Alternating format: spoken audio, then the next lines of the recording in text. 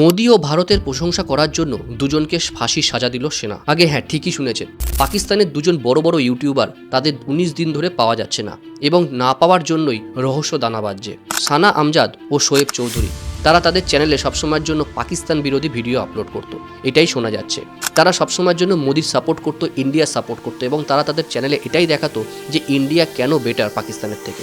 সানা একজন travel blogger এবং তিনি পাবলিক রিয়াকশন নিয়ে ভিডিও করতো, সেগুলো রেকর্ড করে নিজের চ্যানেলে আপলোড করতো। এবং শোয়েব চৌধুরীও বারংবার ভিডিও করেছে পাকিস্তানের দুর্নীতি নিয়ে, অর্থনৈতিক, সামাজিক এই সমস্ত ব্যবস্থাগুলোকে নিয়ে, যেটা পাকিস্তান সরকার কোনো রকমভাবেই মেনে নিতে পারেনি। সানা একবার ভিডিওটিতে কাশ্মীরের ৩৭০ ধারা বাতিল করা নিয়েও মোদী সরকারের প্রশংসায় পঞ্চমুখ হয়েছিলেন, যদিও পরে সেই ভিডিওটি ইউটিউব থেকে সরানো হয়েছিল এবং প্রচুর বিতর্ক হয়েছিল।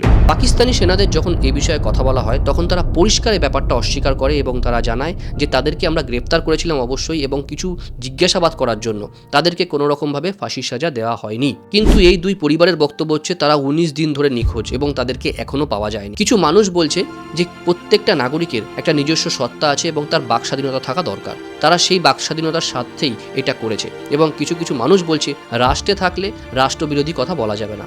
পাকিস্তান সরকার যাই করুক না কেন, আমরা সবসময়ের জন্য চাইবো প্রত্যেকটা মানুষ ভালো থাকুক, সুস্থ থাকুক, তারা যেন ঠিক তাদের জায়গায় ফিরে আসুক।